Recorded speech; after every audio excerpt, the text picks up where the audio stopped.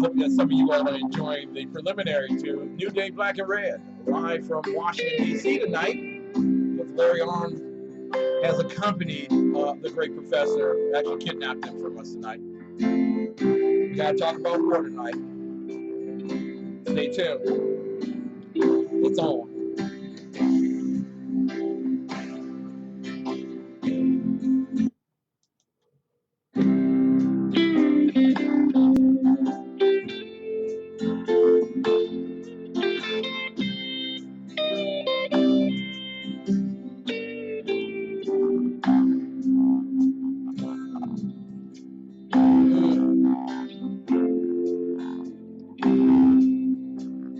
Are there any country folk out here tonight?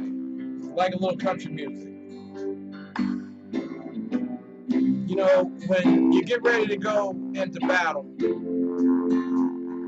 right before the dawn, and on a night like this when it's real calm, all you want to do is hear a little country tune. Encourage, refresh, giving you peace. Oh man, I'm ready for war. Are you?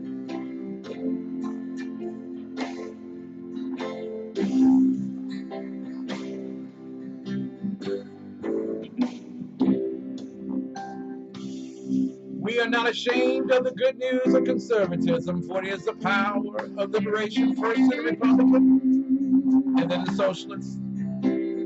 I'm yours truly, the exceptional one, Kevin Clinton, in the belly of the beast. That's Washington, D.C., to you and me. Oh, yeah, man. I guess someone's got tired of lugging us around. It's kind of like when a man wants to give up his 72 pickup for that 2018 Mercedes-Benz. Oh, it looks so good on the outside. Yes, it does.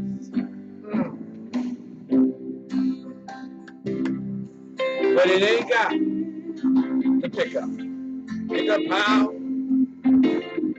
Takes you wherever you want to go. However way you want to get there. Seems that this night we're at war. No, I'm not talking about the Congo. Not talking about Syria. Not talking about Afghanistan or Iraq. Not even talking about the border of Mexico. Ladies and gentlemen, we're at war. We're taking on a fearless, incredible leader. And tonight on New Day Black and Red, I'm not going to talk to you like you're learning something new. I feel alone without the professor, but I think I can handle it. I think we can go on. But whether you're in D.C. or in Fort Worth, Phoenix, Seattle, or London, conservatives are at war. And I sincerely hope, you're not as naive as to think that this is a surprise. Ah, yeah.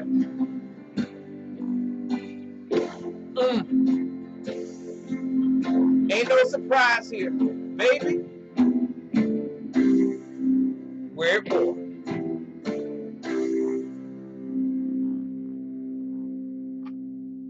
Ladies and gentlemen, I woke up this afternoon and I welcome each and every one of you to the Exceptional Conservative Network. The Exceptional Conservative Network, it is TECN. Other people know it as, but we certainly are not ashamed of the good news of conservatism, for it is the power of liberation, first to the Republican and then the socialist. You're listening to New Day Black and Red, live from the nation's capital. We will be, at the moment, solo because the president, the professor, happens to be with the president of Hillsdale College down there in Fort Worth, Dallas, or Dallas, Fort Worth, however way. I'm not trying to start no wars. Oh, but I'm already in one. And he's going to be interviewing Larry Arnn and talking with him. And we hope to be bringing some of those to you, those interviews over the coming days, right here on this network. But I woke up this afternoon after a tedium of dealing with the maternal affairs, or actually the more paternal affairs of running a network. And I got the news from a friend of mine. Now.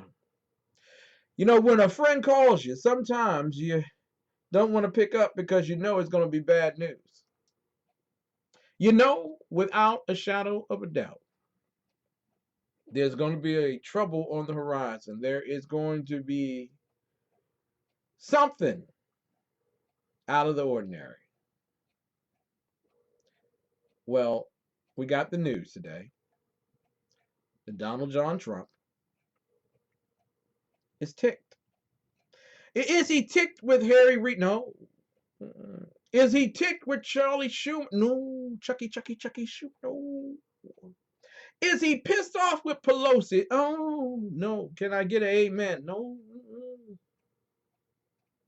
Well, he ought to be, after all these years of running The Apprentice, he should be completely intolerable of the outcomes of Paul Ryan, right? The project manager. I mean, he had a team, and the team didn't sell the way they should have sold. They didn't make enough in profit. But no. You see, the people he is most ardently opposed to are the people who got him to the promised land in the first place.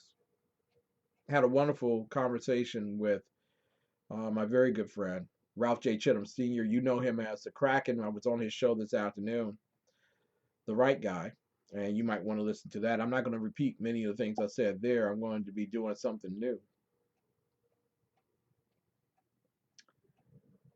But ladies and gentlemen, the one he blames for his failure. Now, you see, it's kind of like when the architect comes around and looks at a building that's beginning to lean, and the architect says, you know what? I didn't engineer it. And the engineer comes around and the engineer says, I didn't put the bricks and the mortar together. I didn't do that.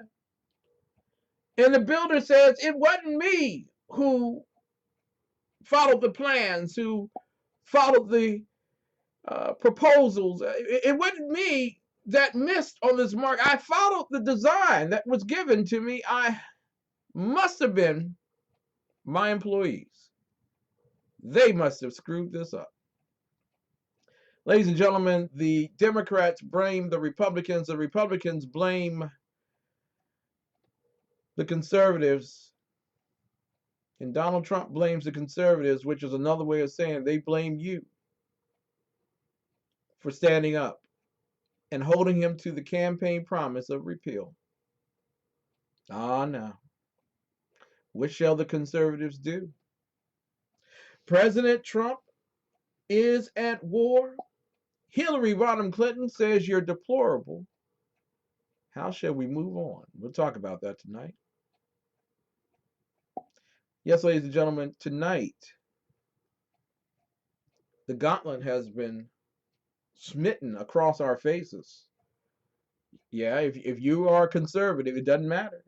If you said you were opposed to the caucus or not, if you're conservative, you're in the crosshairs. And we've been going a little long in this show, and you know how I get started with my program. I want to get started the right way. I want y'all to take off your hats. You might notice I have my war hat on, and forgive the hairstyle today because I'm a little animated.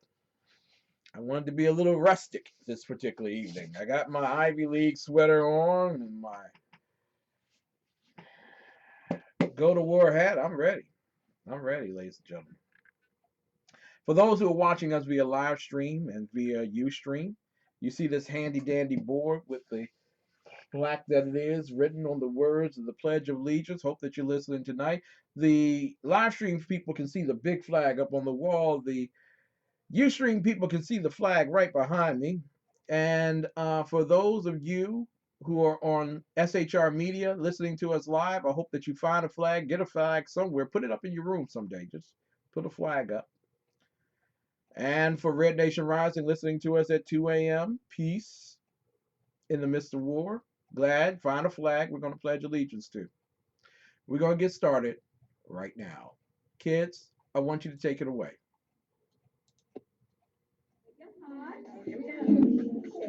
Put your right hand over your hearts, everybody. I pledge allegiance to the flag of the United States of America and to the republic for which it stands, one nation, under God, indivisible, with liberty and justice for all. Oh, I love it. I love it. I love it. Ladies and gentlemen, I know a lot of those down low listeners who are tuning in tonight don't know exactly what war is. I know. I know Obama has put us in 5 wars when we originally with Bush were in 3, and he promised that there would be no new war. Wow, he multiplied that. And he practiced division. But a lot of the down low listeners don't understand what war is because it's never been explained to them by those who keep putting them in them. I want you to understand tonight, when someone declares war on you, what it really means. I don't want y'all leaving the chat room tonight or leaving this show the same way you came in. I'm just going to tell you, I don't want you leaving the same way you came in. Some of you all are so apologetic. You will explain away every offense against you. Rather than get on defense, you will pick up the gauntlet, put it back in the man's hand so he can slap you across the other side of the face. I know some of you listening. And some of you were very cognizant of the fact that when Mike Pence was chosen as the conservative vice president, it was done for the purpose, a Machiavellian purpose, I say, to make certain that a certain gentleman, a Rockefeller Republican, was going to cross the finish line. Well, I want you to know, ladies and gentlemen, some of you all need to know what war really is. Take it away, kiddies. All right. My question for you is, how would you define the word war? War. So for me, war is something that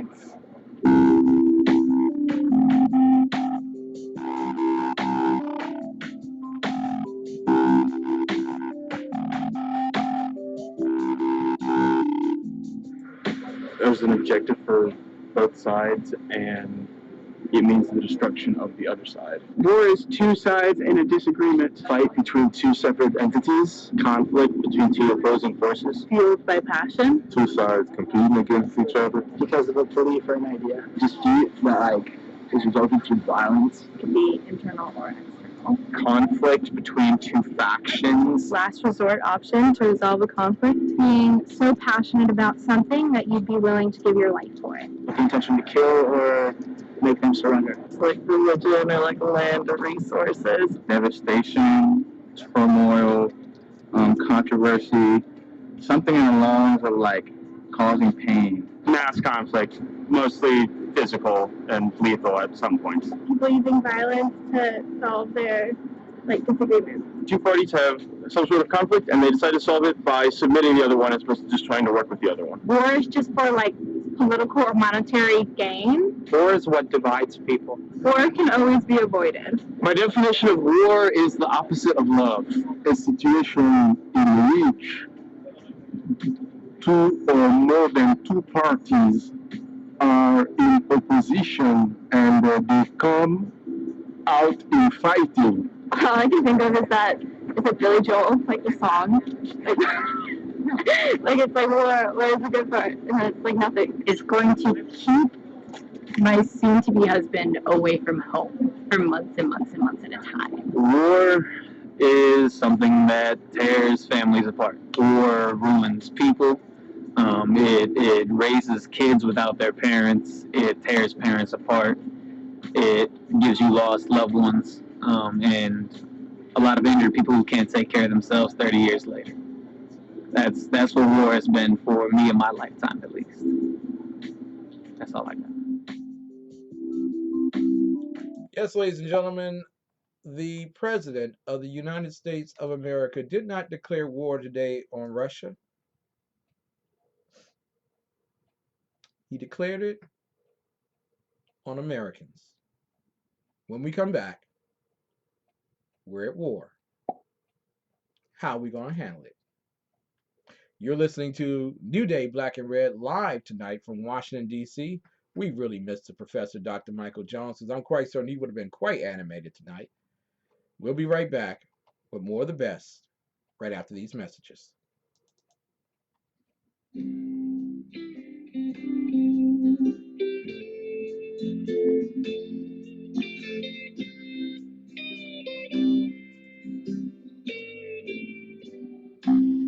I'm Ken McClinton, Chairman of the Exceptional Conservative Network. Never has the cry for economic liberty been more resounding in urban America than on Election Day 2016.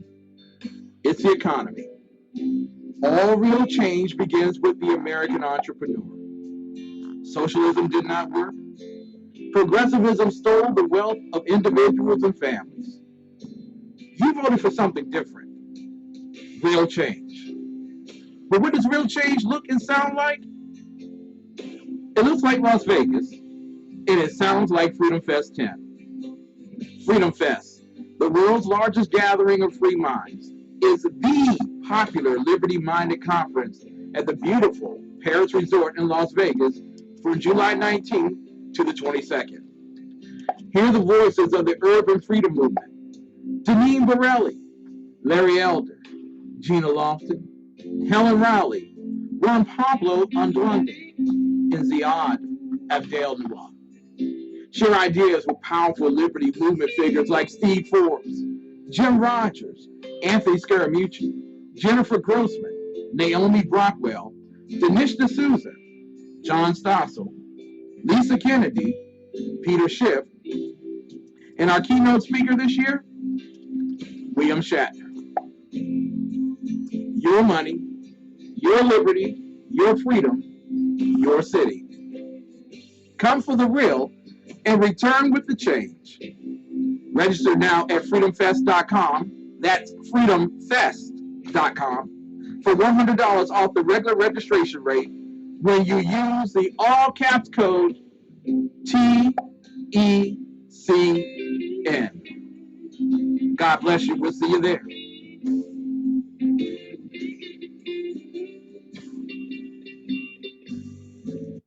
You are listening to the Exceptional Conservative Network. For more information, go to www.theexceptionalconservativeshow.com.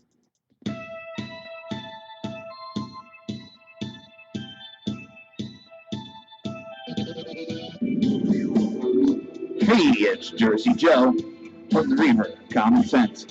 You can catch me every Wednesday night, 8 p.m. Eastern Standard Time on shrmedia.com. That's every Wednesday night, 8 p.m. Eastern Standard Time, shrmedia.com.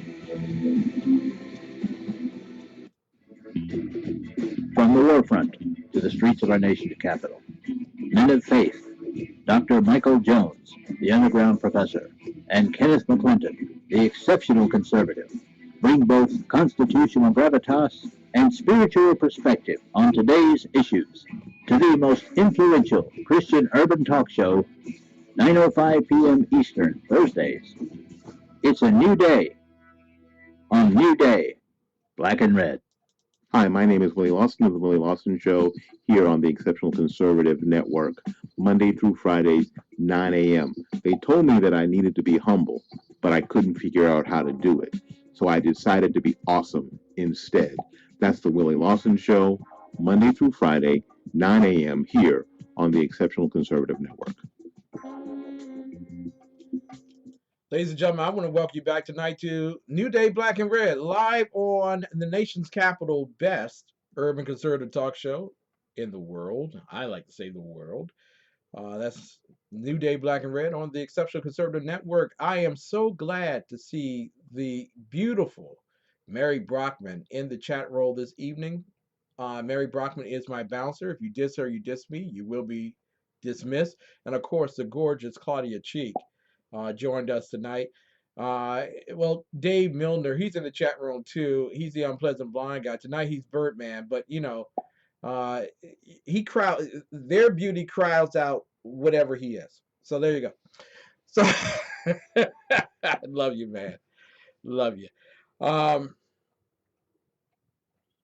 Ladies and gentlemen, some of you may be unawares that the President of the United States considers you a threat, a deliberate and malicious threat, because you support someone like Congressman Mark Meadows out of North Carolina, or Ted Yoho out of Florida, or maybe Congressman Mo Brooks, or even Ted Cruz, senator from Texas, or Senator Mike Lee from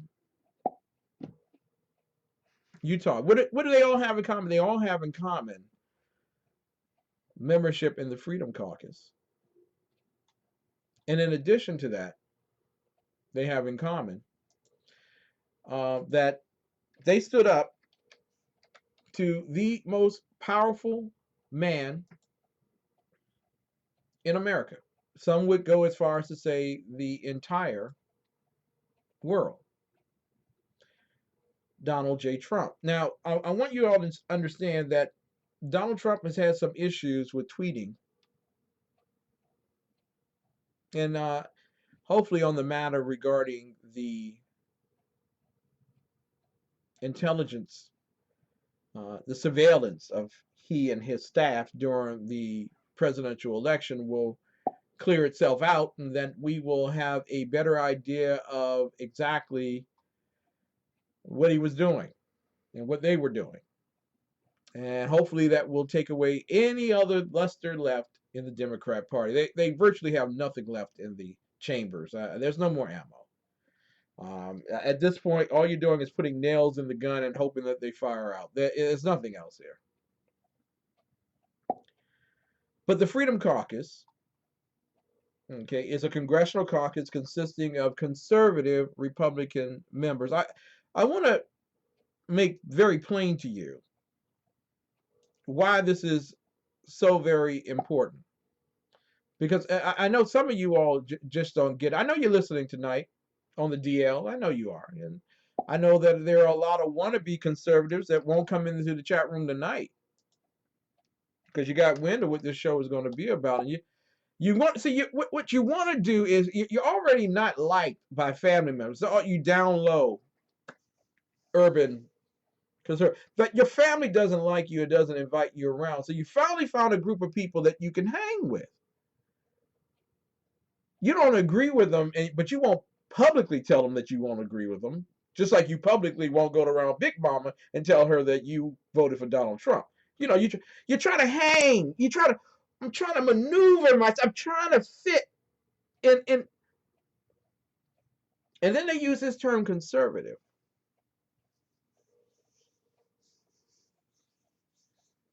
And so when you use that term conservative, now I think we've done shows a couple of weeks ago. If you missed it, you can always go back and listen to the SHR archives.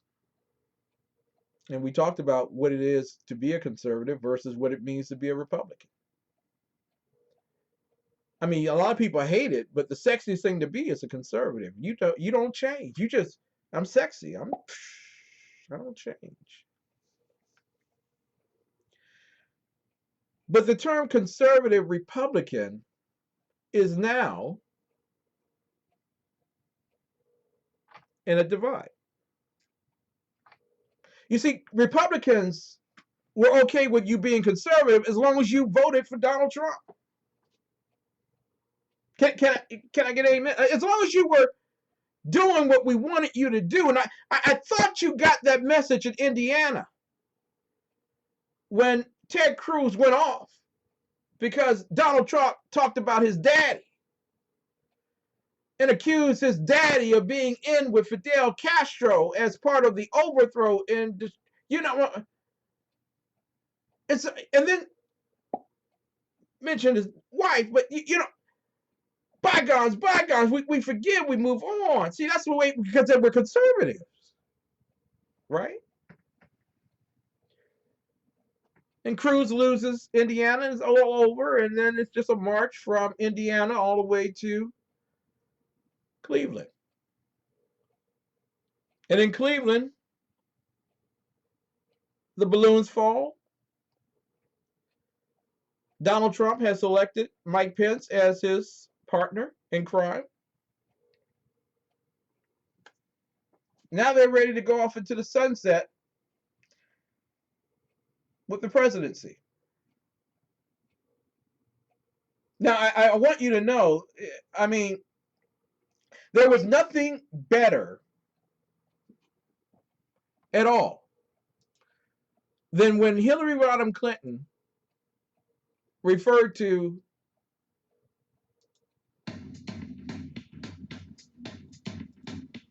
good is in every blue diamond almond. Thank you, I appreciate that. When Hillary Rodham Clinton referred to Republicans, or at least in this particular case,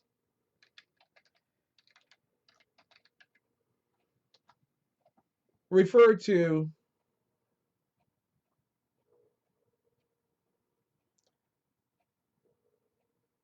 those who supported Donald Trump as deplorable.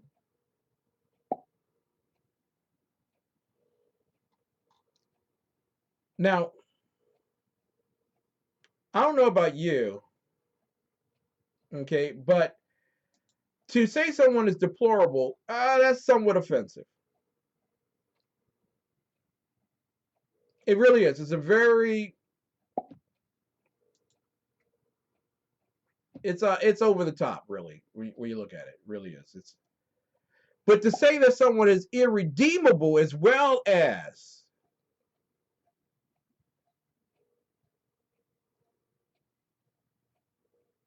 well, that's something else. In fact, let me tell you what Mike Pence said about the remarks. Hello. Mike Pence made it abundantly clear that he found her remarks of calling conservatives, those who supported Donald Trump, as offensive. And in fact, Mike Pence said, the truth of the matter is that the men and women who support Donald Trump's campaign are hardworking Americans, farmers, coal miners, teachers, veterans, members of our law enforcement. It was Hillary Clinton who actually initiated the president's disastrous agreement with the radical mullahs in Iran. It's extraordinary to think. $150 billion to Iran, including more than $1 billion in ransom payment delivered in the form of cash. 400 million of which was delivered on the very day that 4 Americans were released from captivity. Let me make you a promise. When Donald Trump becomes president of the United States of America, we won't be paying ransom to terrorist sponsoring states. They'll be paying a price if they threaten American citizens or detain or harm our people. It was Hillary Clinton and her State Department who left Americans in harm's way in Benghazi. That's right. Told a story about it being inspired by some video, even to the parents of the fallen when their remains arrived back at Dover Air Force Base. And then when she was asked about it before a Senate committee, Hillary Clinton literally said, quote, "What difference at this point does it make?" Well, let me say, as the proud father of a United States Marine, Anyone who said that, anyone who did that, should be disqualified from ever serving as Commander-in-Chief of the Armed Forces of the United States of America. The truth of the matter is that the men and women who support Donald Trump's campaign are hardworking Americans. Farmers, coal miners, teachers, veterans, members of our law enforcement community, members of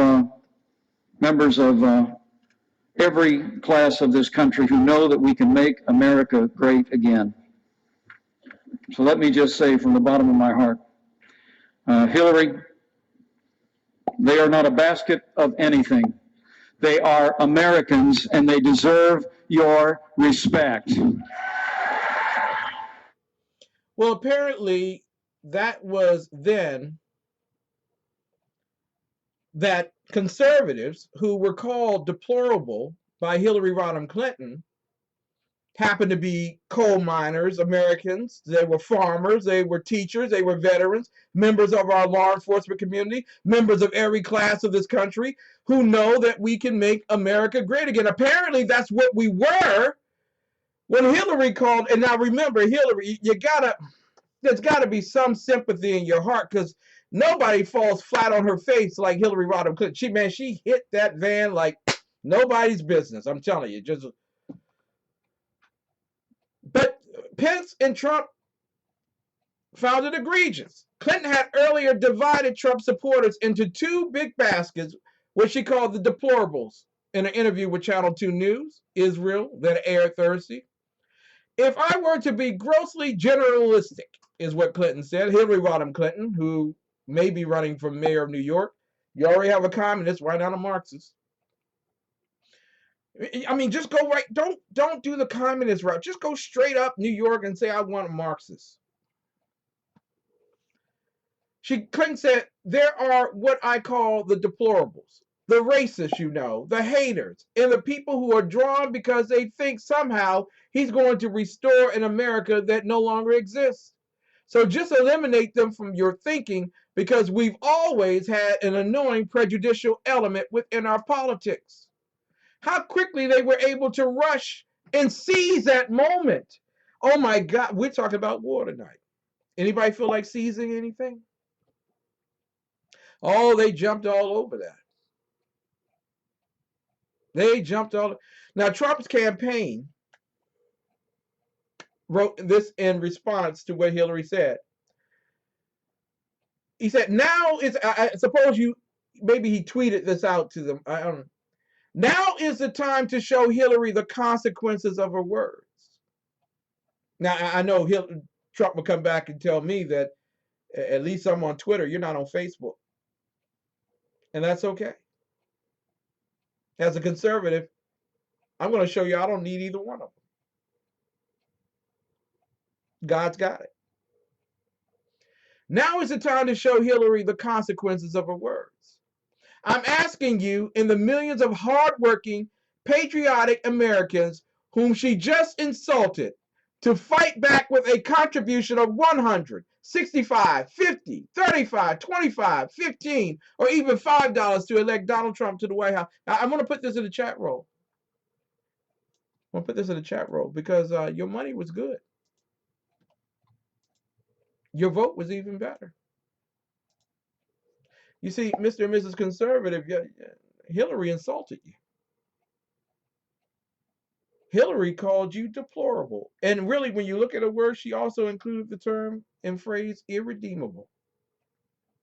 That you were bigots, you were racist, you were the common denominator of crass. That you literally, no matter where you were in the world as a supporter of Donald Trump, were no different than a project dweller or an individual in a trailer park. You were the least, you were the last, and you were certainly lost. And Donald Trump seized that moment. And we all said, better Trump than Hillary.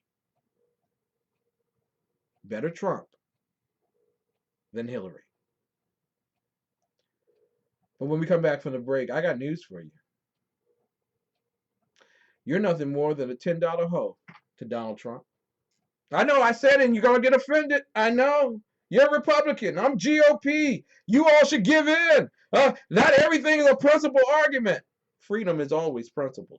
So is liberty. And Donald Trump wants you to surrender both. Just to make a deal. When we come back, let's see what's behind door number 1. And let's make a deal. You're listening to the Exceptional Conservative Network, live from the nation's capital. I am your host, the exceptional one, Kim McClinton. We will return right after these messages.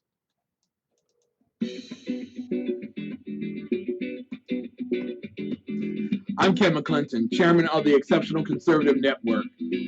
Never has the cry for economic liberty been more resounding in urban America than on Election Day 2016. It's the economy. All real change begins with the American entrepreneur. Socialism did not work. Progressivism stole the wealth of individuals and families. You voted for something different, real change. But what does real change look and sound like? It looks like Las Vegas, and it sounds like Freedom Fest 10. Freedom Fest, the world's largest gathering of free minds, is the popular Liberty-Minded Conference at the beautiful Paris Resort in Las Vegas from July 19th to the 22nd. Hear the voices of the urban freedom movement: Denise Borelli, Larry Elder, Gina Lofton, Helen Riley, Ramesh Wadhwa, and Zayad Abdul-Noah. Share ideas with powerful, liberty-minded figures like Steve Forbes, Jim Rogers, Lee Edwards, David Boaz, Doug Casey, Dinesh D'Souza, John Stossel, Lisa Kennedy, Peter Schiff, and keynote speaker William Shatner. Your money, your liberty, your freedom, your city. Come for the real and return with the change. Register now at freedomfest.com. That's freedomfest.com for $100 off the regular registration rate when you use the all-caps code TECN.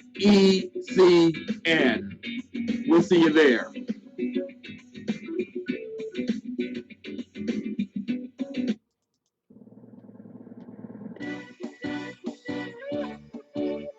Hi, this is Leslie Becky with the Real Clear Israel.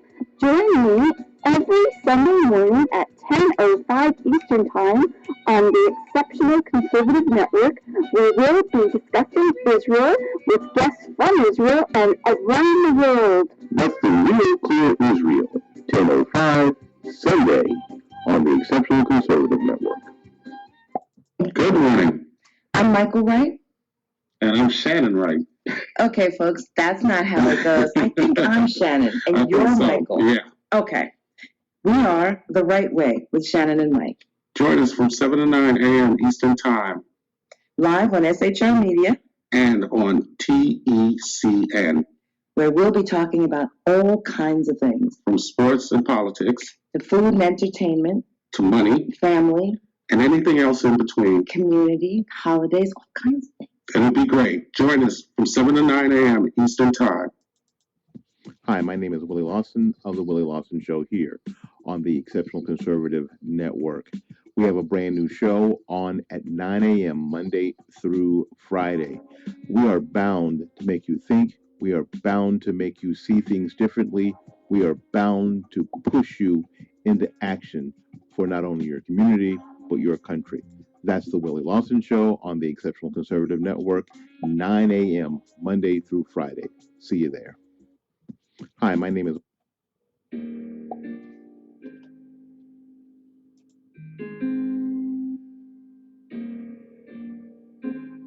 I'm Ken McClinton, chairman of the Exceptional Conservative Network. Never has the cry for economic liberty been more resounding in urban America than on Election Day 2016. It's the economy.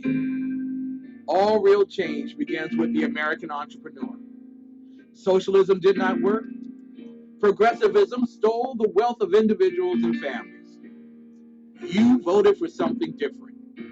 Real change. But what does real change look and sound like? It looks like Las Vegas, and it sounds like Freedom Fest 10. Freedom Fest, the world's largest gathering of free minds, is the popular liberty-minded conference at the beautiful Paris Resort in Las Vegas from July 19th to the 22nd. Hear the voices of the urban freedom movement: Deneen Borelli, Larry Elder, Gina Lofton, Helen Riley, Juan Pablo Arande, and Zayad Abdel-Noir.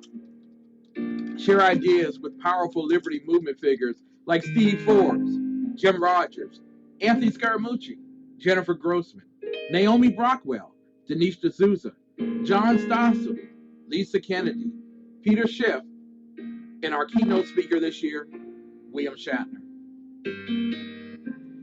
Your money, your liberty, your freedom, your city. Come for the real and return with the change. Register now at Freedom Fest for $100 off the regular registration rate when you use the all caps code TECN. We'll see you there. Freedom Fest 10.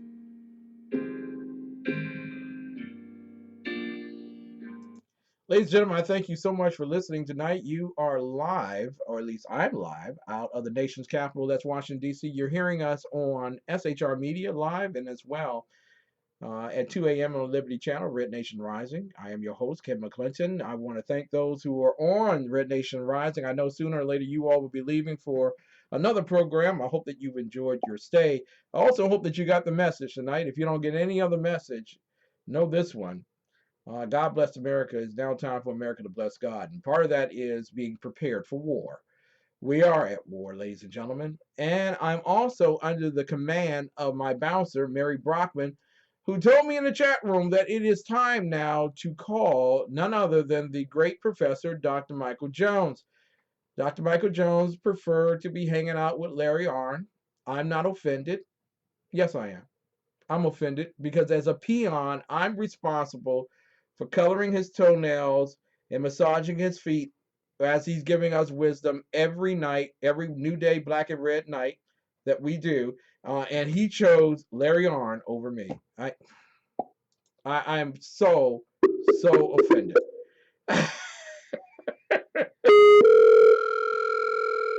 That's okay. I will keep my gruel to myself tonight. I won't even ask. I won't even share. Konnichiwa. It's not in the middle of the afternoon, even in Washington. It's somewhere in the world. Thank you for joining us tonight, Professor Dr. Michael Jones. What you want? What you want? I be wanting your opinion. What you be thinking? I was afraid. First and foremost, you chose to hang out with Larry Arnn rather than me. I mean, clutch the pearls. Why did you make that decision?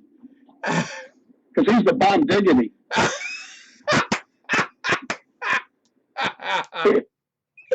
How was it tonight, sir? Oh, it was good. He gave a pretty good speech. Really good barbecue, man. Some great brisket and some nachos and guacamole and a strawberry parfait for dessert. Some beef Wellington. What I'm saying. And you didn't sneak me in? Well, you could have used Megan's name tag. She didn't go. Our prayers are with Megan. We know that she's going through a great deal with her health. She forced me to go tonight because I didn't want to go, but she couldn't. She shamed me into going. So I went. See, there is nothing like a woman who loves you shaming you. Nothing like it. Yeah. Nothing will ever come close. Especially one that's half your weight or more. less than half my weight. And smaller than you are. Shorter than you are. Yeah, little 100-pound tiny mite telling me what to do. Yeah. Yes, dear. Yes, dear. Yeah, exactly. When I get outside, I'm going to really give you my opinion in the car, driving away. Well, I really didn't want to go because she didn't. I asked her, so are you sure you feel like going? She said, to be honest, no, but I know this is important to you. And I said, don't worry, you're not going. Mm-hmm. And I said, I'm not going to go either. And she was, why not? I said, I want to go alone. And she's like, no, you have to. It's important to me that you go. I was like, I went. Did you bring any beef Wellington back for her? No.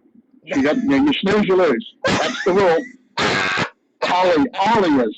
You want the bennies, you show up. Wow. Now, I wish I could have been there to listen to Larry Arnn. What a very prominent and poignant man. Hillsdale College is just awesome. Your daughter attended Hillsdale College? Yeah, in fact, they had an answer question period after speech, and no one was asking him any questions. So I stood up and said, my daughter Bailey said to say hey and give you a hug, and I'm just going to say hey and screw the hug. And he laughed and he said, you tell Bailey to be good, which has a connotation, a Socratic connotation, of course. But then he smiled and kind of looked up like he was remembering something. He says, Bailey Jones is a remarkable woman. Wow. Then he looked over at me and he says, is she still married to that deadbeat Jacob?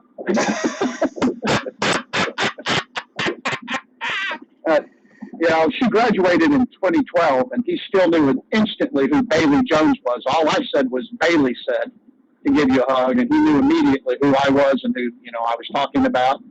It tells you something about the man's mind. Exactly. Tremendous. And he remembers a 5-year-ago graduate. But he remembers all his kids. It's incredible. It's incredible, his memory. I'm jealous of it because I can't remember your name half the time. Yeah, well, I think you got Peon down pat. That's why I got it. I can spell it. Oh, my goodness. Professor, we're so glad to have you here tonight. Professor Michael Jones, the underground professor, live on SHR and TECN. Will be at Freedom Fest with us this year. I hope that you all are enjoying the Freedom Fest promos that I put together, and that they are an encouragement for you to attend out in Las Vegas. What a wonderful, wonderful time it is. Professor, I don't know if you had any experience with this, but apparently we were told this morning that we are at war. I didn't know. And that we were at war. This hasn't happened since I believe it was the 1860s, I believe. We're at war with ourselves.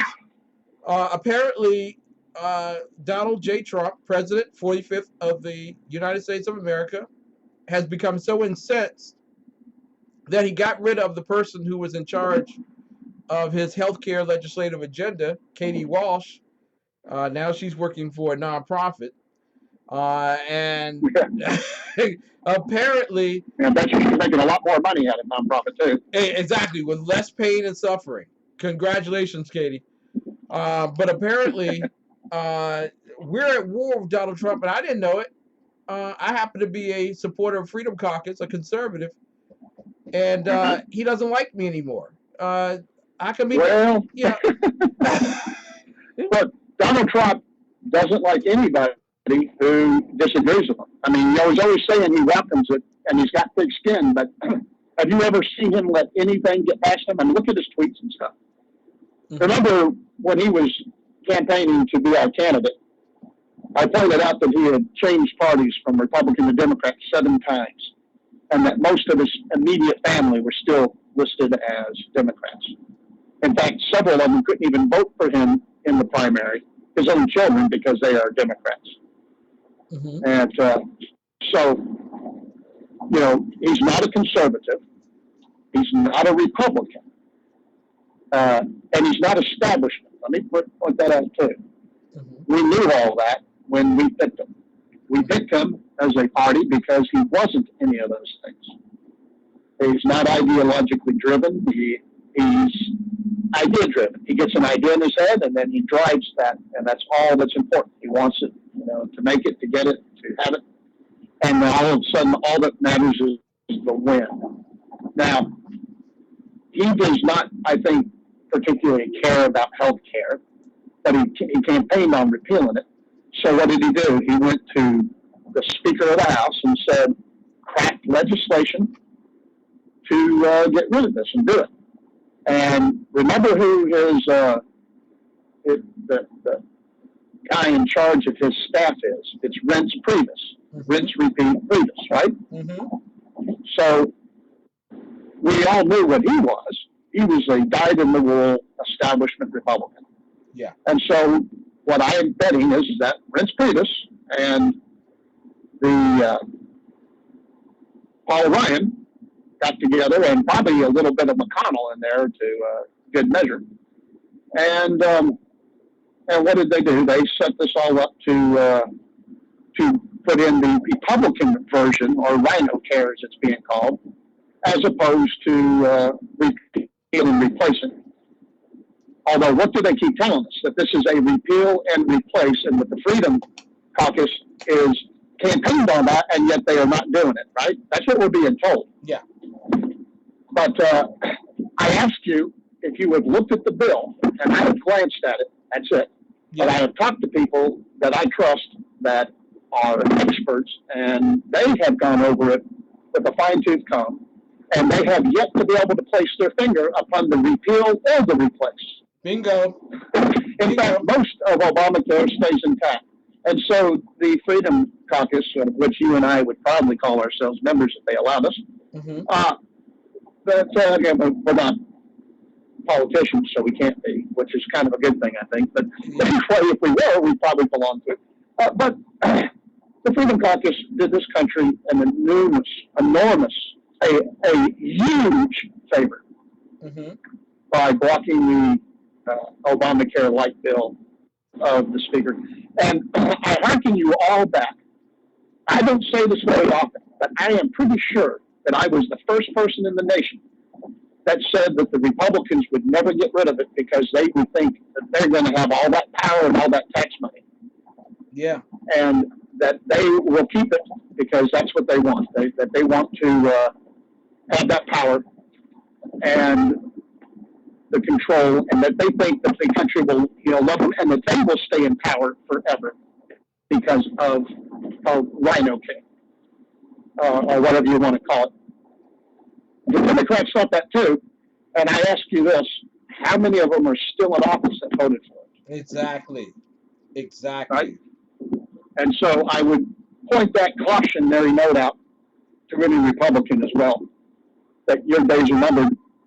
And I don't care if Ronald Reagan, that was a Freudian misslip. I don't care if Trump, which is more like Nixon than Ronald Reagan, but Exactly. I don't care if Trump declares war and says that 2018 is going to be, the day we're all numbered.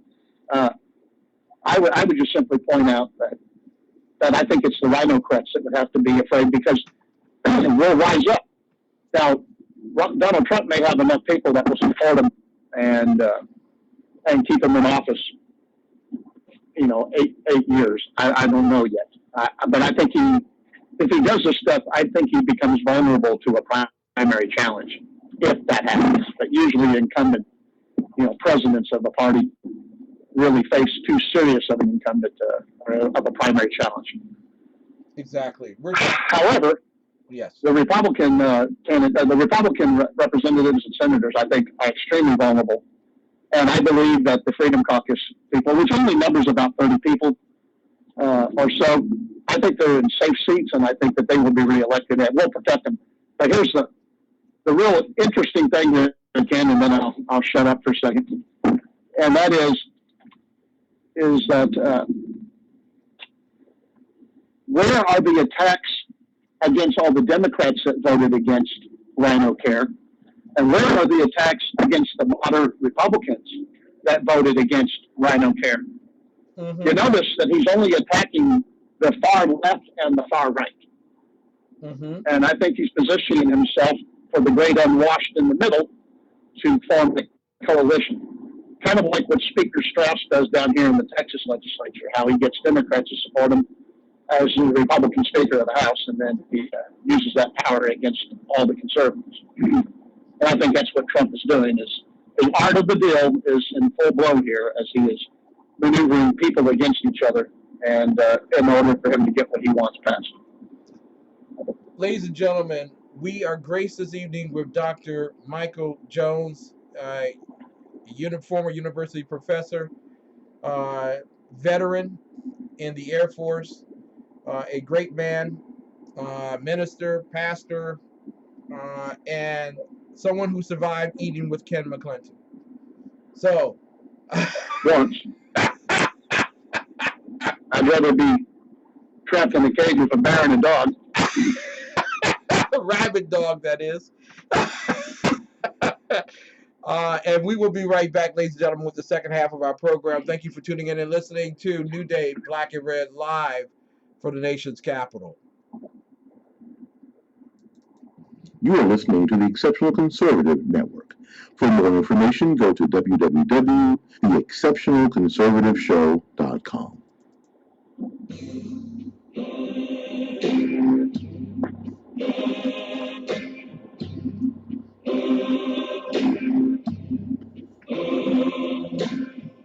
I'm Ken McClelton, chairman of the Exceptional Conservative Network. Never has the cry for economic liberty been more resounding in urban America than on Election Day 2016. It's the economy. All real change begins with the American entrepreneur. Socialism did not work. Progressivism stole the wealth of individuals and families. You voted for something different, real change. But what does real change look and sound like? It looks like Las Vegas, and it sounds like Freedom Fest 10. Freedom Fest, the world's largest gathering of free minds, is a popular liberty-minded conference at the beautiful Paris Resort in Las Vegas from July 19th to the 22nd. Hear the voices of the urban freedom movement, Deneen Borelli, Larry Elder, Gina Lofton, Helen Rowley, Juan Pablo Andrande, and Zayad Abdullah.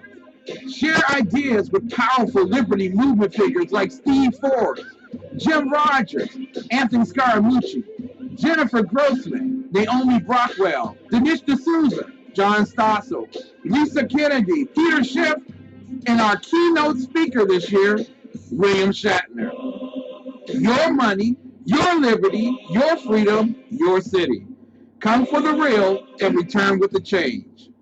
Register now at freedomfest.com for $100 off the regular registration rate when you use the all caps code TECN. We'll see you there. Chicana Ranch is involved in helping youth through the snags along the pathway to adulthood. The last 8 years have created greater challenges. Having a president to parade perversion to our youth has generated the need for us to ramp up our character learning 100-fold.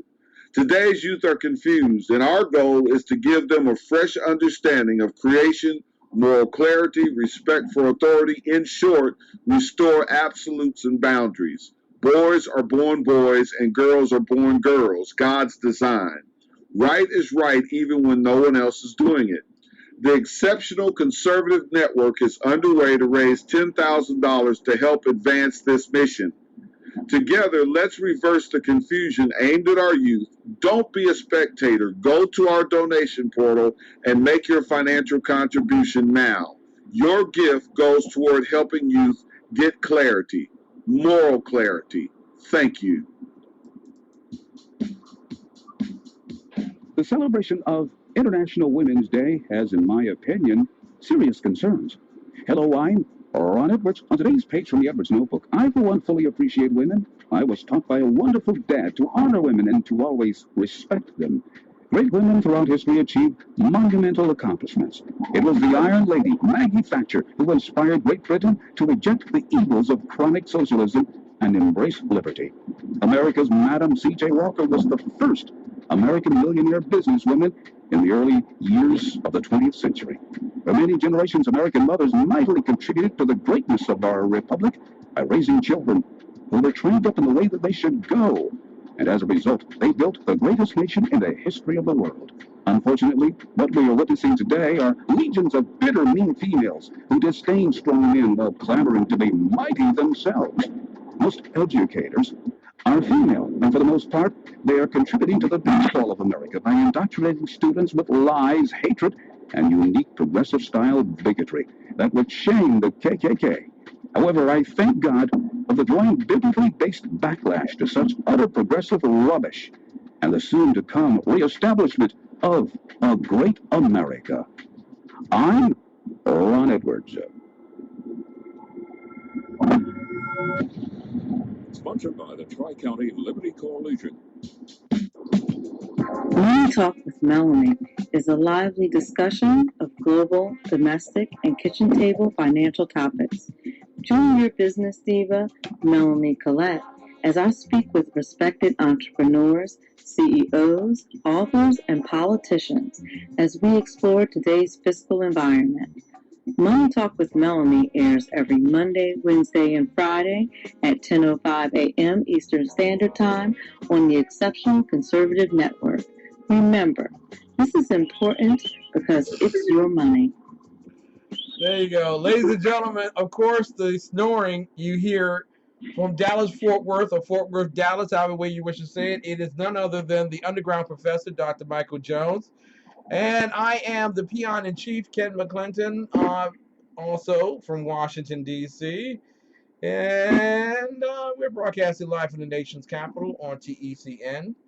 I want to thank the great people at SHR Media for carrying us live, also live stream and Ustream. Tonight, ladies and gentlemen, we're at war. The great people.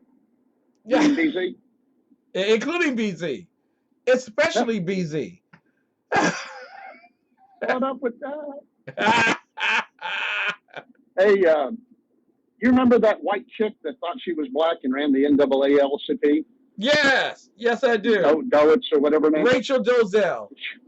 Yeah, did you hear she changed her name? Yeah, she did. She did. Yes. There's some Nigerian word that means gift from God. And I'm thinking, yes, you are. You have been radio gold. She wrote a book. Really? It's not. It's like, yeah, the book's called like In Living Color or All the Colors or something like that. I don't remember. But it'll make you laugh when you see it. You'll think, oh my God, there's a radio show right here. Right. Yeah. So I'm gonna have to find a copy of it. Yeah. You'll probably find it at the thrift store next week. It'll be there. Yeah. People buy that. I mean, Hillary Clinton couldn't even sell a book during the campaign. Yeah. Yeah. And when she always only given $8 million in advance for hers.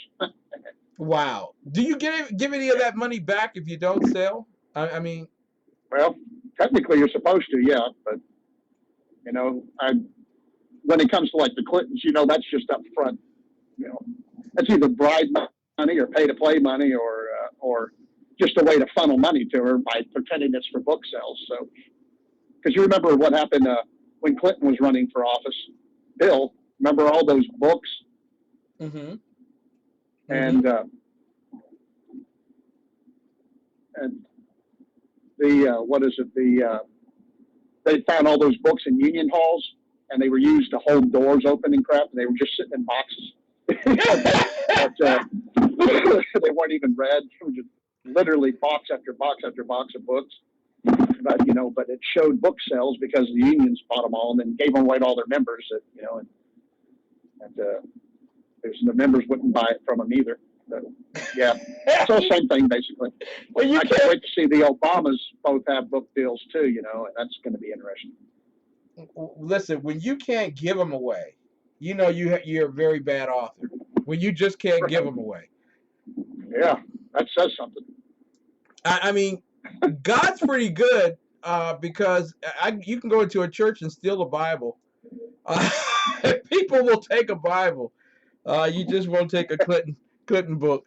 Yeah, just ask the Gideons, right? Exactly. You know, many a drunken sailor enjoyed the Gideon. I just want to say, changed a lot of men's lives. we've been talking tonight about Donald Trump and war. Oh, don't play that today. Don't play that yet. Apparently, there's some music that I love playing. It's country music. I really like listening to it. Yeah, I can't hear it. And in spite of people saying that I am not country enough, nor black enough, nor I'm running out of enoughs that I'm not of. So, Yeah. Well, you're like Darius Ruckus, you know. I think that covers it. He's the black guy in country music.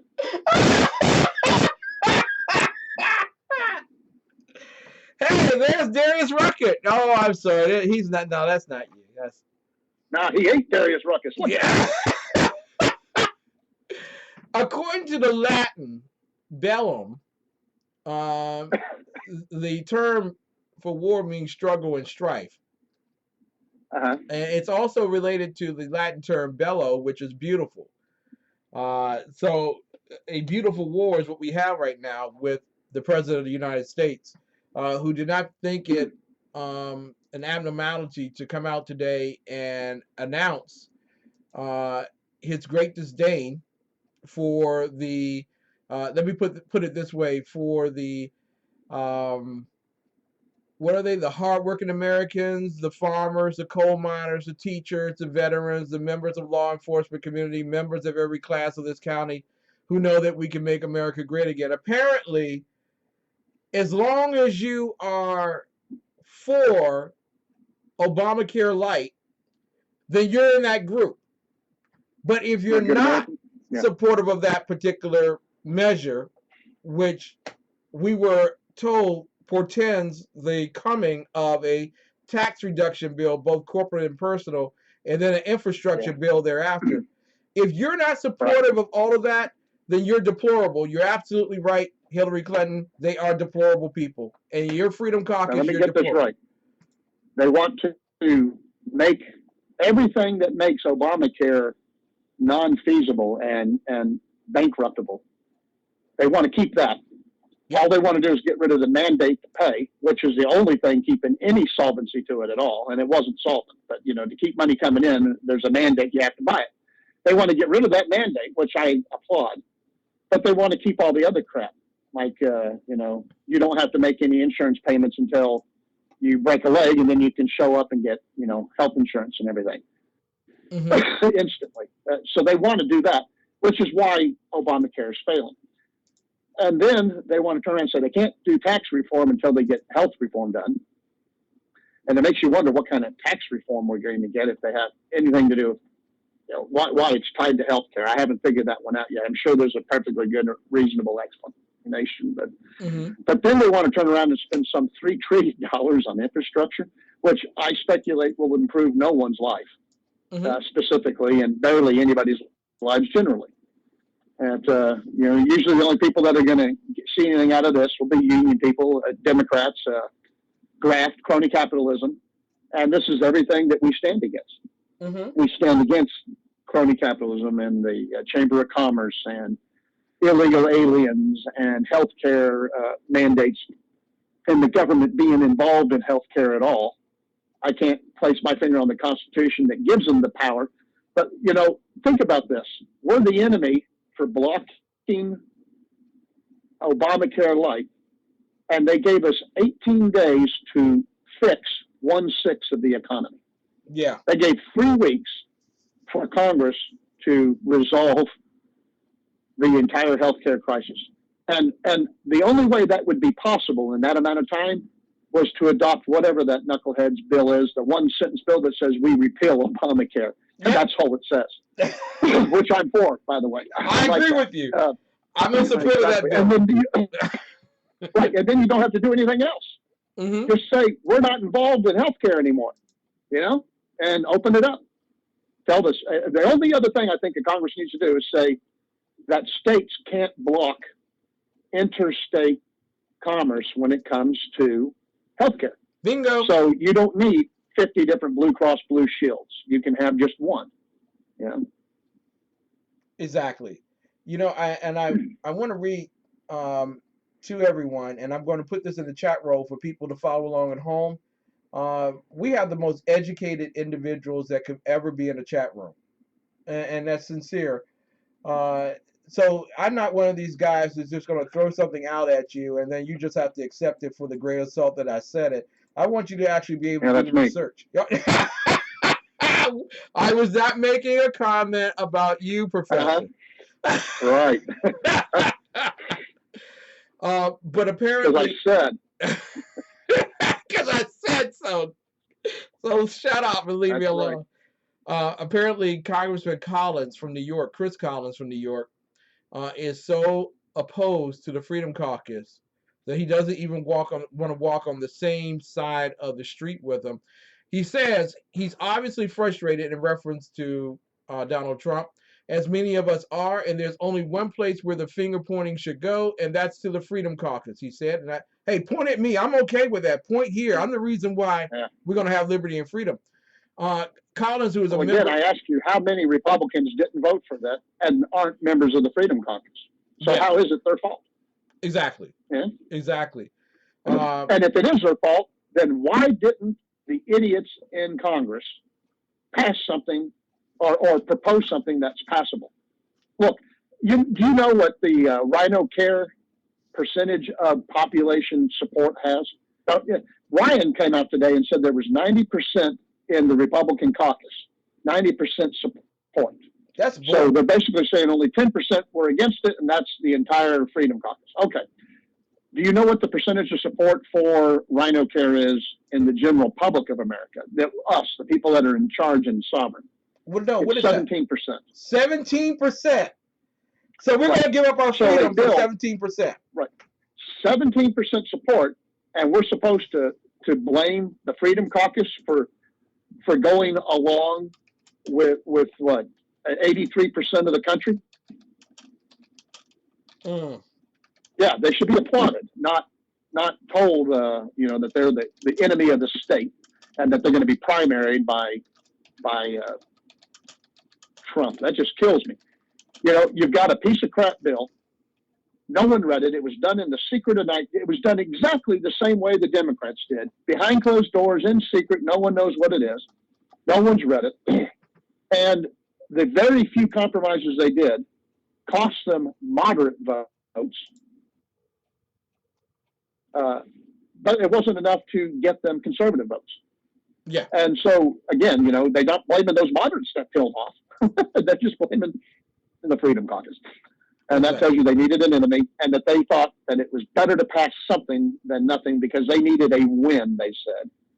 And mind you, this wasn't going to do anything because it was just a resolution, basically, phase one. It still required a phase two and a phase three. And if you look at the history of things like how many times Congress has voted to build a wall and give amnesty, but we have to give amnesty first, then build the wall. How many times has that wall been built? None. Okay, so why would we believe ever that phase two or phase three are even potentially likely to happen? I want you to know that that's where they were going to repeal. I want you to know, sir, we spent a lot of money on that imaginary wall that's separating Texas from Mexico. Okay? You are so ungrateful. I know. That's me. I'm a Texan. What can I tell you? And I want everyone to know that virtually code for Freedom Caucus is you, America. That's what the code is. Just like a lot of people say code for urban is black and Hispanic and Asian. Right. Code for conservative, for this particular case, conservative, are the 83% of the American people who don't want any part of government tyranny, whether it's on the Republican side or the Democrat side, in our healthcare or anything else for that matter. And I've had conversations with people, Professor, and I want you to chime in and advise me if I'm in the right place on this, where individuals said that we're losing the PR war, and we need to show ourselves as compassionate. We need to show ourselves as endearing, and that... Didn't Bush try that? It didn't work. What was that again? Who was that? Yeah, George Bush tried that compassionate crap, and it didn't work. Thank you. Thank you. Yeah. That's right. It doesn't work. I mean, please, people. Conservatism is compassionate because it lets the individual do what it needs to do. Mm-hmm. I'm sitting here at 1 mile an hour, and these people are not letting us merge every other car. Welcome, you hear the horns? Welcome to Texas. Every other car should be merging over, and they're trying to cut everybody off that has to move. Yeah, just idiots. Must be Yankees. Why is it gotta be a Yankee? Well, it doesn't matter with me because I'm from the South. So, you know. Uh-huh.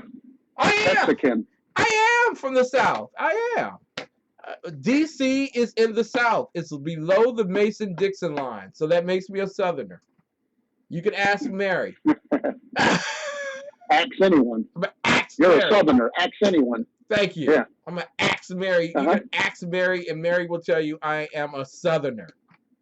Thank you. Well, the brain gave you that status, and we haven't seen him in a long time. Oh! So I'm not sure you still have it. It hasn't been renewed. You don't need a renewal. You don't need a renewal. I am a Texan for life. I am a... Well, you need a renewal unless you're down here. And you live in about the most un-Texan place on the face of the planet, outside of maybe the Kremlin. Hold on, wait a minute. Let me put my Texan hat on. Wait a minute. So I can show you how Texan I really am. So there you go. Well, sure. There you go. Because I put a hat on that makes me Texan. That's more Texan, yeah. I'm just driving around in a Harley Davidson hat, so that doesn't count. Yeah, see? Okay. Driving an Escalade. I'm not feeling very cowboy right now, let me tell you. Yeah. I want to thank I want to go through the list of those in the Freedom Caucus because they're going to need your support next year for the election period and for every other conservative. They're going to need our support next week. Yeah, we need to support them and let them know right now that we support them and got their back. Don't wait a year. Yeah. Contact them. Tell them we got your back. You're doing God's work right now. Do it. Exactly. Mark Meadows of North Carolina is the chairman of the Freedom Caucus. Yeah. Justin Amish of Michigan. Brian Babin of Texas. You know what I want to know, Ken? Yes. How come I didn't know who Mark Meadows was until this week? Well, we had a problem. I never heard of him. No, well, we had a problem with Mark Meadows at the beginning of the year because he sounded a whole lot like those who were trying to repeal HB 2 in North Carolina. Mark Meadows wants to be governor of North Carolina, people. Well, in this particular instance, he's right, and congratulations to him as chairman. Put up a good fight. Justin Amish of Michigan, Brian Babin of Texas, Joe Barton of Texas, Andy Biggs of Arizona, Rod Blum of Iowa. Remember when Rod Blum used to come on our show, and now he doesn't anymore? Just saying. Dave Bratt of Virginia. Remember when Dave Bratt used to come on our program? He doesn't come on anymore. I do remember Bratt. Yeah, just saying. Jim Yes, he is now aptly named. Jim Bridenstine of Oklahoma, which is the north of Texas. That's the northern part of Texas, Oklahoma. That's what keeps Texas clean. Because Oklahoma sucks. Mo Brooks of Alabama. Kim Buck of Colorado. You can never have enough Brooks. Yep, you can never have. Warren Davidson of Ohio. Ron DeSantis of Florida. Scott Jahalis of Tennessee. Jeff Duncan. And remember when Dr. Jahalis used to come on our program? He doesn't anymore. Just saying. Jeff Duncan of South Carolina. Trent Franks of Arizona. Tom Garrett Jr. of Virginia. Louis Gomer of Texas. Paul Gassar of Arizona. He's a hero. Yeah, Louis. Yeah, he's like 90-something years old, too. He's amazing. He's got the stamina of someone half his age. Morgan Griffith of Virginia. Andy Harris of Maryland. Jody Heiss of Georgia. And Jody, you're not returning my phone calls, so I'm just wondering how really conservative you are. Mike Johnson of Louisiana, Jim Jordan of Ohio, who was chairman from 2015 to 2017, Raul Labrador of Idaho, Alex Mooney of West Virginia, Gary Palmer of Alabama. Remember when Gary Palmer used to come on our program and he got elected and he doesn't come on anymore? Just saying. Steve Pierce of New Mexico, Scott Perry of Pennsylvania, Bill Posey of Florida, Mark Sanford of South Carolina, David Swikert of Arizona, Randy Weber of Texas, and Ted Yoho of Florida. There you go. And some of the Yeah, you pulled Poe off of Texas, right? Because we had some in Texas, Houston progressive Republican named Poe that for somehow ended up in that caucus and then made his 15 minutes of fame by renouncing it and resigning. Exactly. I guess you heard about him. Yeah, I think his name was Poe or some. Yeah, he is Poe. He very Poe. Yeah. Hey, you know, what you just read all these names of people who don't come on your show anymore. Well, I didn't even know that was an option. They can come on my show. That's making me think. Huh. Yeah. Am I too conservative for even the Conservative Freedom Caucus? Am I? Really? Probably. Wow. Yeah. I'm going to scare the daylights out of them. Yeah. I might scare the Dickens out of them. There you go. The Dickens? The Dickens. That's very, very British centric there. I don't know. Like that. No, don't say that because I can lose my Texas right of membership, citizenship. Yeah. Speaking of that, you know Larry Arnn was a Texan. He was born in Texas. Really? Yeah, it explains a lot, doesn't it? Why he's a freedom-loving know-it-all. Yeah, exactly. Like the rest of us down here. Unlike some of us who are outside of Texas, right?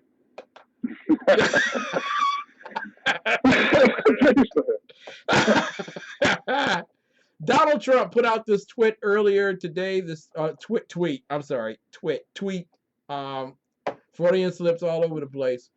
And the tweet was, the Freedom Caucus will hurt the entire Republican agenda if they don't get on the team and fast. We must fight them in Dems in 2018. I'm going to put this in the chat roll so you will know that I'm not just making this up because I want showtime. Yep. Okay. He did it. He did. My question is, what is the Republican agenda? Has anybody told us? No one's asked me if I approved it. Yeah. So what is the Republican agenda? I doubt seriously he means the platform, the Republican Party platform, which should be our agenda, because that primarily is crafted by conservatives. And so it is a very conservative platform. Sadly, as Larry Arnn even said tonight, no one reads it. But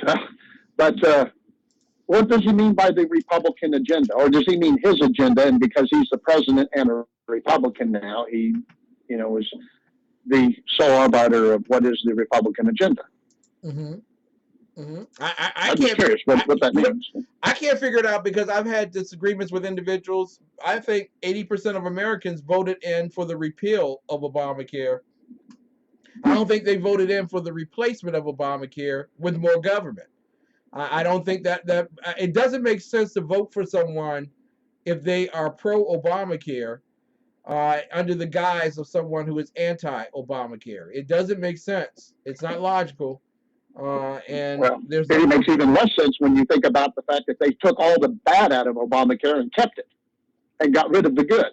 What? I mean, really? Yeah. Right. Mm-hmm. Because, I don't know. It just defies all logic to me. Exactly. That they would even do this. But look, this is the establishment Republicans having a nut and getting away with it. Trump trusted them for whatever reason, and his pride won't let him let it go. Yeah, exactly. I think there are bigger fish to fry. And I congratulate him this week for what he did with climate change. Congratulations. But there are bigger fish to fry at this particular moment. I believe a tax bill needs to be done. I notice how we're inching from 1 trillion to 3 trillion on infrastructure. Maybe next week it'll be 6. This is beginning to sound... that never works, by the way. That's Keynesian economics. Mm-hmm. Again, and it hasn't worked. Keynesian economics has been disproven over and over and over. So why are we embracing it again with the Trump administration? Yeah, it doesn't make sense. How can you want, and I'm a Von Mises kind of guy, how do you want the government to continue printing money? And this is the real big thing that they don't want to talk about, and hopefully next week we'll talk about it, Professor. It is the national debt. It is within the next 3 weeks. They're going to have to vote on whether we continue to print money or make some severe cuts. Or borrow it. Or, yeah. And quite frankly, you might have a Republican president with a Republican House and a Republican Senate get permission to raise the national debt again. And so I'm going to ask you. Which they shouldn't do, of course. Yeah. So the question is, why do we need Republicans if they're just going to do what Democrats do? Well, you know, but we knew this was all going to happen when we stuck Ryan in as Speaker. Yeah. And I was told that I was wrong because Ryan is at least a fiscal conservative. and I laughed, of course. Mm-hmm. And I guess I was the only one that got the joke because there's nothing fiscally conservative about Paul Ryan. There's nothing conservative about him at all. And there's nothing conservative about McConnell. They like the power. They like spending money. They like big government. And that's what the establishment Republicans are all about, big government, but our side instead of theirs. Mm-hmm. That's the only difference. And so many politicians up there, it doesn't really matter which party they're in because they all want big government. And so the only difference in power is, you know, who gets to be spending those checks and everything. Right? That's it. Mm-hmm. And so the reason we're facing the same problems as we always face with Democrats is because we've got people who could be in either party running both parties. Yeah. And so there we are again. Boom. You know, and so, yeah. Excuse me. So anyway, that's where we are right now. And that's the problems we're facing. And it's not going to get fixed if government doesn't quit regulating and controlling and spending. And I don't see any reason for them to be stopping that anytime soon. Exactly. Any of that. Isn't that the reason why the Whig Party eventually broke down and became the Republican Party for the very same reason that you really couldn't tell? Well, yeah. Yeah, you couldn't. But there was a little bit more to it because they did not take a strong enough stance against slavery. Yeah. And the 4 gentlemen that started Hillsdale College, well, several men started Hillsdale College, but 4 of them specifically wrote the Republican platform, the very original one that Abraham Lincoln ran on. And so Hillsdale College put together the Republican platform, started the Republican Party for the pure reason of ending slavery. Mm-hmm. And that they went after the Whigs and said, you're not doing enough, you're not doing enough. We believe in freedom, we believe in liberty, and we are against slavery. And so they attacked the Whigs from within, basically. Mm-hmm. And some, you know, they were going to do it smarter, faster, better, and the Whigs didn't have an answer to it. And so they made themselves obsolete. The Democrat Party has basically gone the way of the Whigs right now. They're basically obsolete. They're not really a party anymore.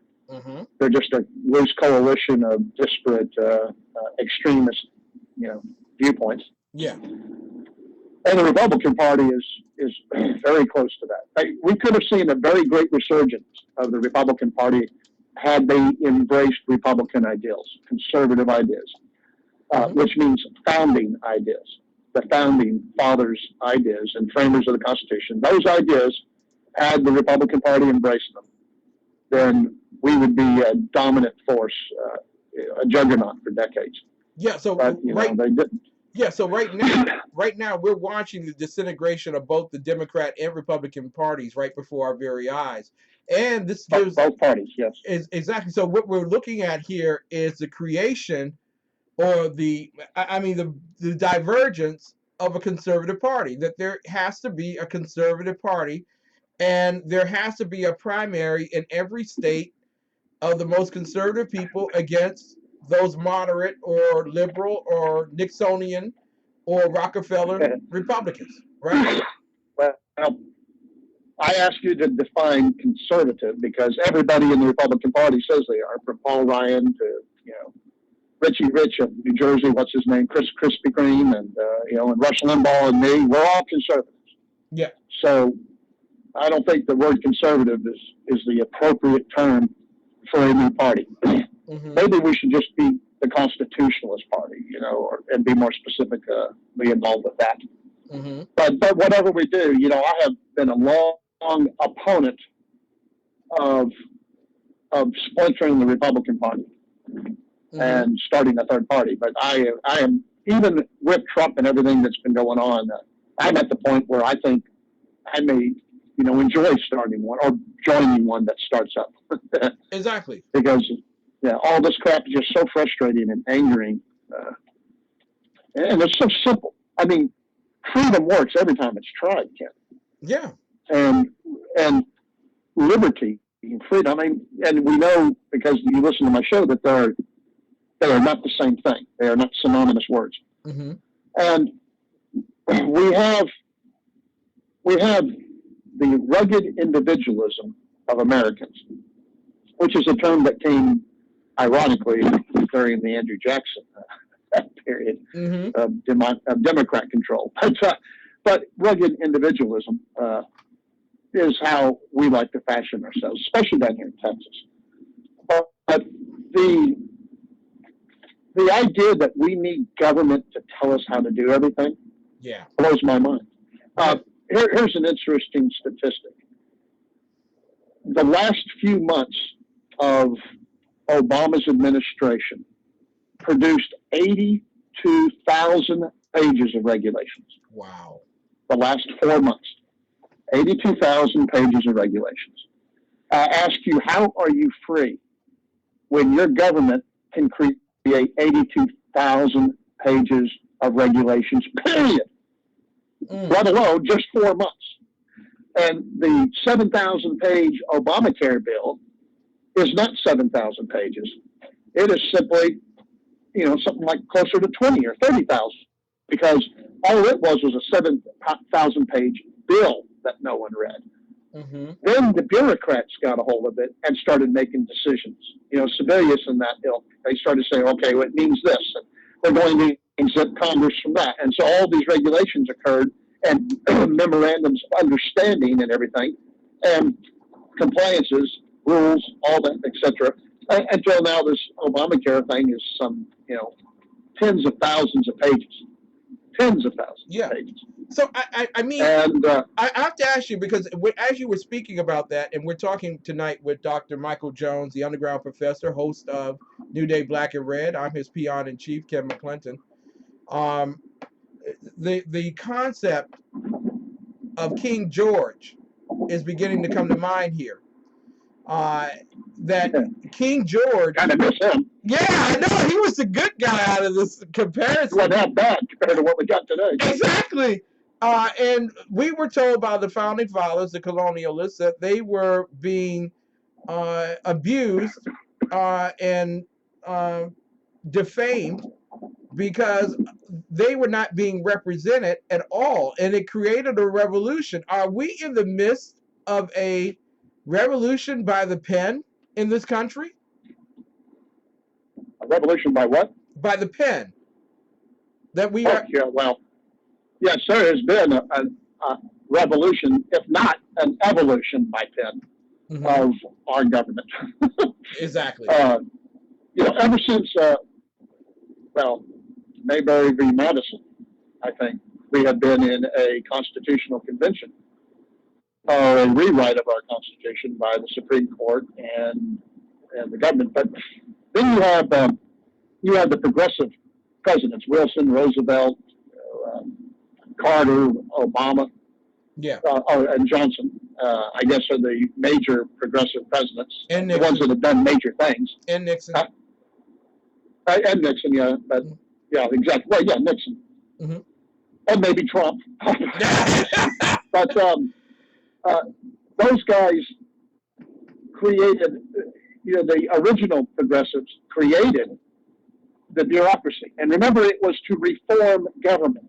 It was a professional class of disinterested people that would not put party politics above doing what's right, because they would be trained and professional and there to serve America.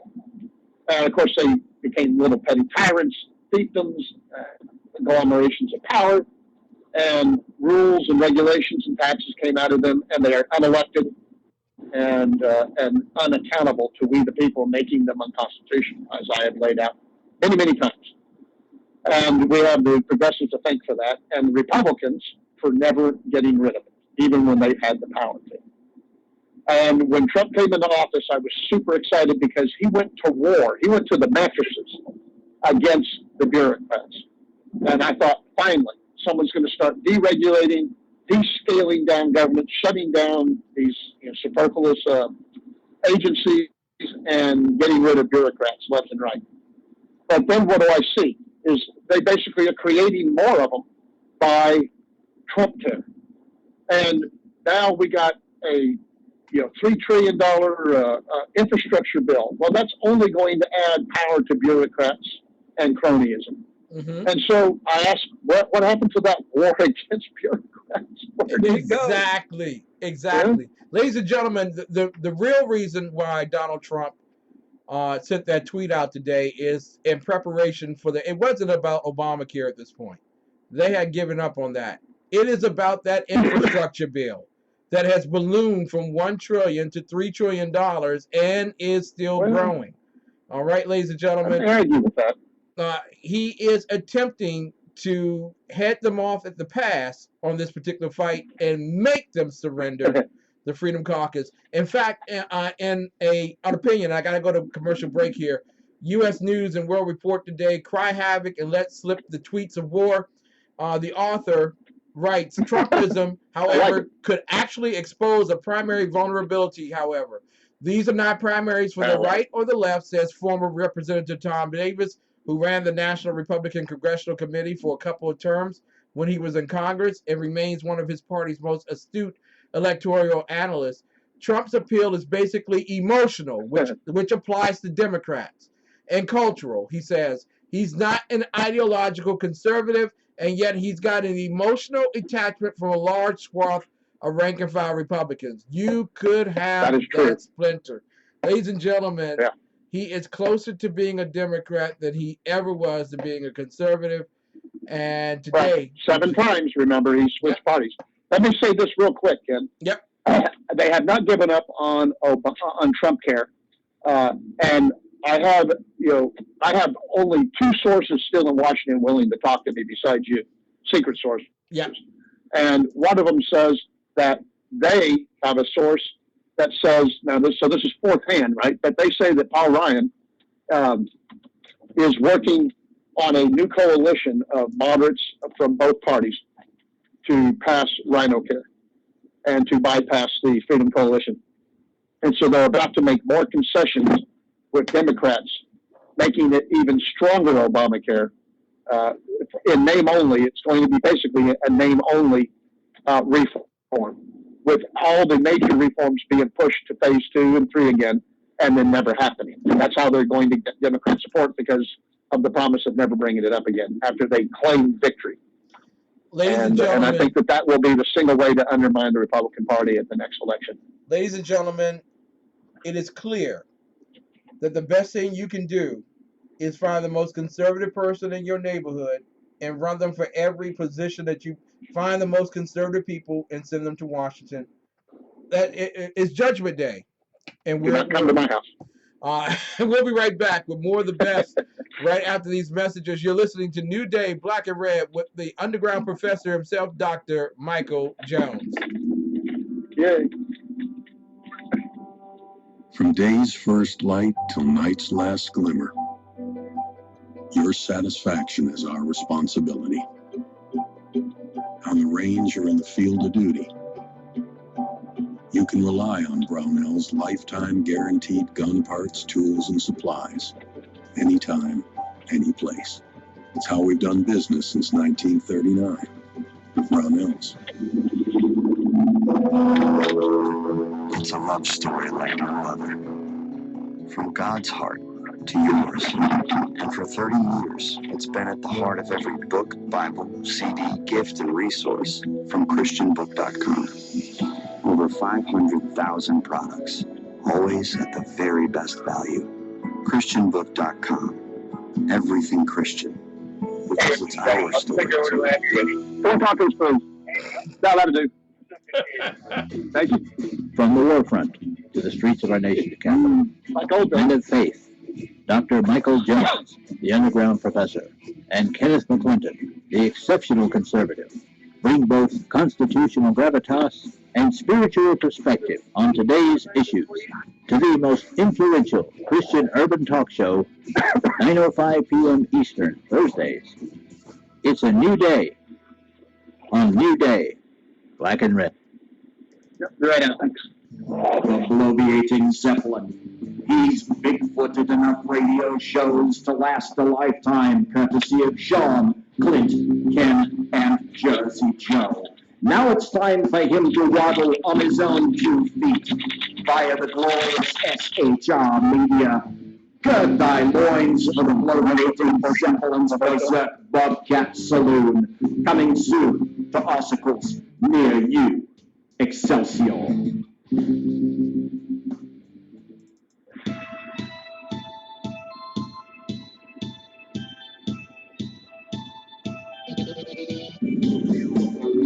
Hey, it's Jersey Joe, the Dreamer, Common Sense. You can catch me every Wednesday night, 8 p.m. Eastern Standard Time on shrmedia.com. That's every Wednesday night, 8 p.m. Eastern Standard Time, shrmedia.com. Begin your mornings the right way with some right thinking from me, Perry Drake, your friendly neighborhood drive-by pundit. I want you to join me every Tuesday and Thursday at 10 a.m. Eastern and 9 a.m. Central Time on the Exceptional Conservative Network. From politics to pop culture to relationships to whatever else is on your mind, we have a great deal to talk about. Tune in and let's get the talking started. Begin your mornings the right way with some right thinking from me, Perry. If you love me,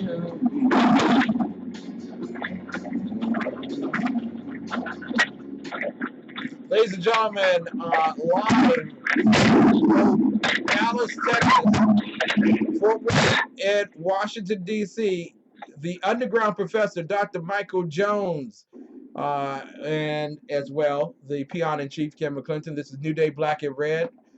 We've been talking tonight about the fact that we're at war. And so have a moment here with the veteran. I want to get from you, sir, how should we prepare? Because apparently others have already declared it. They've already prepared for it. How should we respond as conservatives? Do you remember, what was the name of that movie, The Untouchables? Yes. Yes. That's how we respond. Exactly that way. Yeah. We break one of their legs and we put one of them in the hospital. Exactly. That's how we do this. I tell you what we do, Ken, and this is all joking aside. What we do is we need to educate. We need to get our butts out there and teach people why conservatism is superior. And we're not doing that. And we need to get out there and stop this crap with these people. You know, I mean, seriously, this is just amazing that in this day and age, with everything that's been going on, these fruitcakes still think that we're so stupid that we're going to buy into what they're doing. You know, and that only, and this is what pisses me off, only 30-something people in Congress were smart enough to realize that we're going to figure out what's going on and voted against it. Mm-hmm. Yeah, for the right reason. Mm-hmm. We need to educate. We need to band together, and what we need to do, and this is something that I haven't really ever encouraged before. I don't think. Maybe I have, but I don't remember doing it. And that is this: we need to start getting support in real terms for the people of the Freedom Caucus. And we need to start recruiting others into it by calling our congressmen and saying, you need to belong to this. You need to support these guys. You need to co-sponsor these bills. You need to do this, and you need to do it now. That's what we need to do. And then we need to call these people and tell them that they have our support. We need to open up our checkbooks and send them money, to their campaigns. And so, you know what, we got your back when it comes to election time. You're not going to have to worry. That Trump and his millions and his minions will not be able to, punish you, because the only thing, and this is sad, I don't care who they are as politicians, the only thing that's going to make them stay brave and stick to their principles is if they know that we have their back, that they're not going to lose their job up there. Because when push comes to shove, when push comes to shove to them, they don't want to lose that job. Yeah. And so it's a lot easier to give in to Paul Ryan or Mitch McConnell. And so, you know what? Well, we made the good fight, but, we're not going to win. That's a lot easier just to count down and say, okay, you win. What do you need us to do?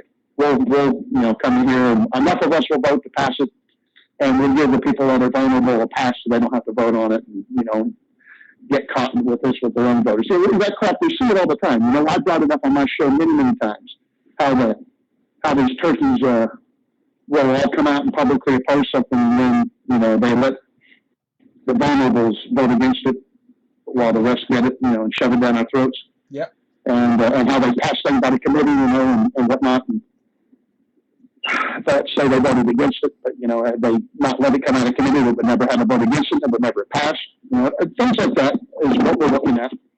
And we need to be there for these guys. Yep. And I've never really called for that before. We need to, constantly be giving them our attention and saying we're paying attention and we got your back. And if we do that, I think they'll be encouraged to fight the philosophical fight for the right reasons. Exactly. And then our country will be better for it. Exactly. That's what we need to do. Yeah. Perfect. Listen, the professor, Dr. Michael Jones, God bless you. We love you dearly. And if you like, you can stay around for the spiritual portion of New Day Black and Red. Or you can eat your tacos. You got tacos and didn't share. That's what I'm going to do. I am starving. I got there late for the dinner, so I only got to eat about 8 bites of it, and then I had to go into the meeting, so I didn't get to eat very much of that scrumptious food. So I'm going to eat my tacos. Good night, everybody. I'll be back on my show Tuesday.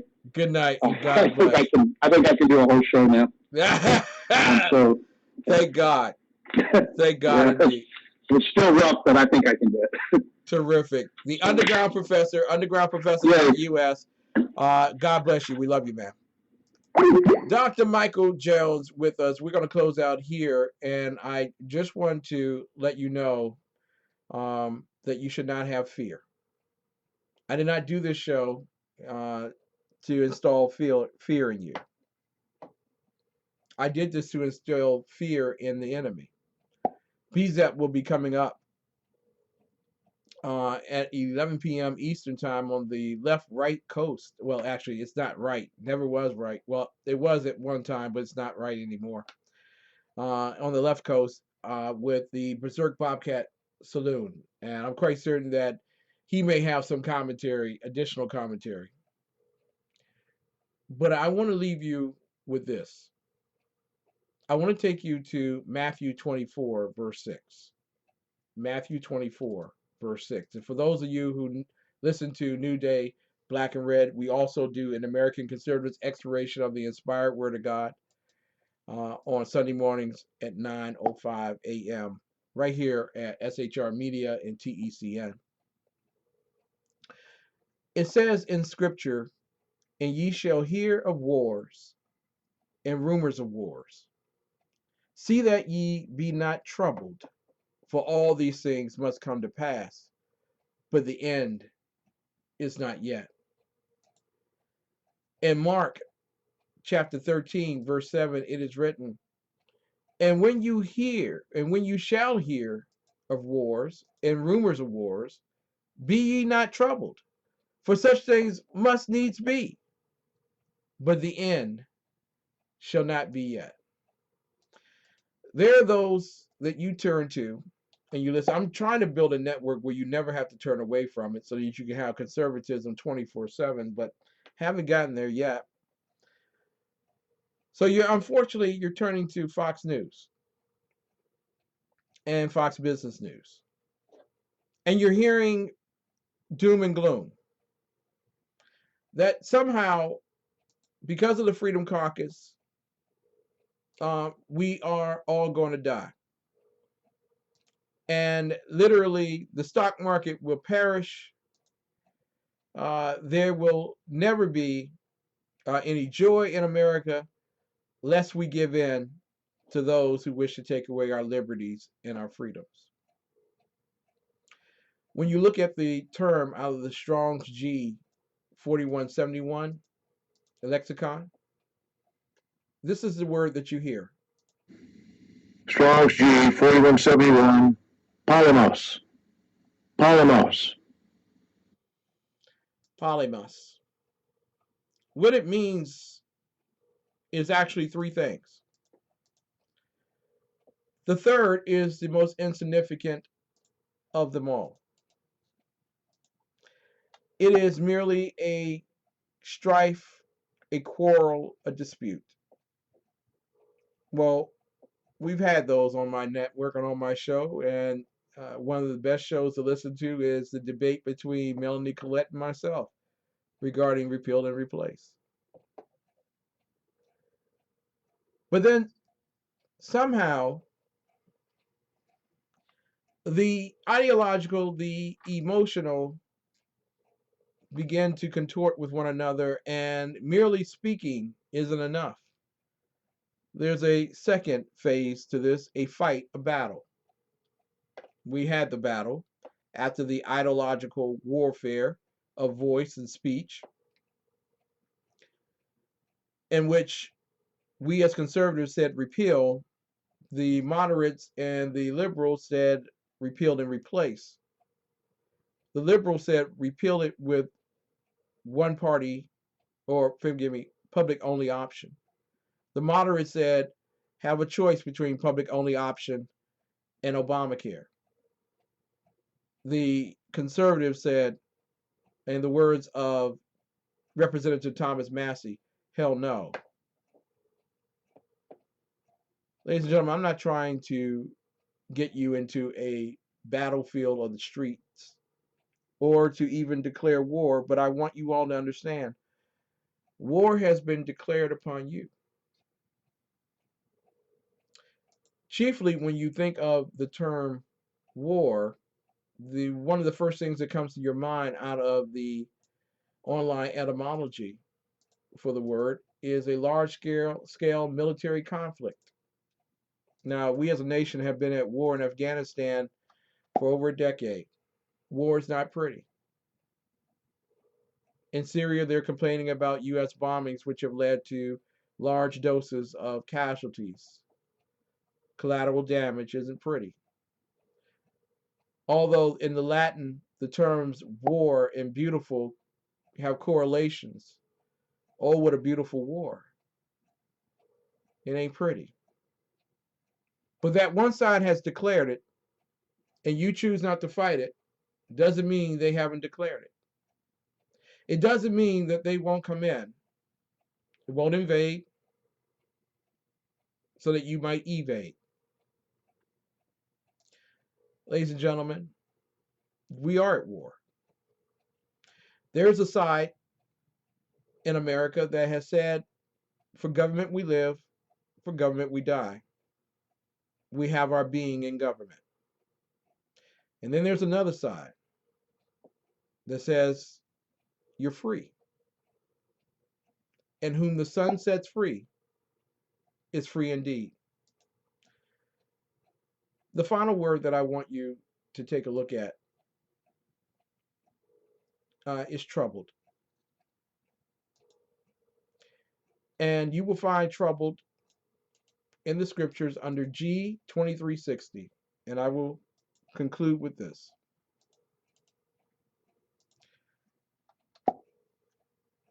This is what it sounds like in the Greek. Strong's G 2360. Thraio. Thraeo. Thraeo means two different things. In the Old Testament, it means to cry aloud, to make a noise, a noisy outcry. So I will make certain that you know that there is a distinct difference. In the New Testament, there's a different understanding of that word. In the New Testament, it means to be troubled in mind, to be frightened and alarmed. I want you to understand that the first thing that people in war want to do is to scare the living daylights out of you and control your mind. If you control the mind, you've won the war. I want you to understand this. The left will never win this war, nor their Trumponians who secure the left at their side. We have God. We have liberty and freedom. And every day of my life, I will fight to preserve it. I want to say this to you. If you don't believe anything else I've said, I hope that you believe this. God bless America. It's time for America to bless God. Good night and God bless. New Day Black and Red signs off from Washington, D.C.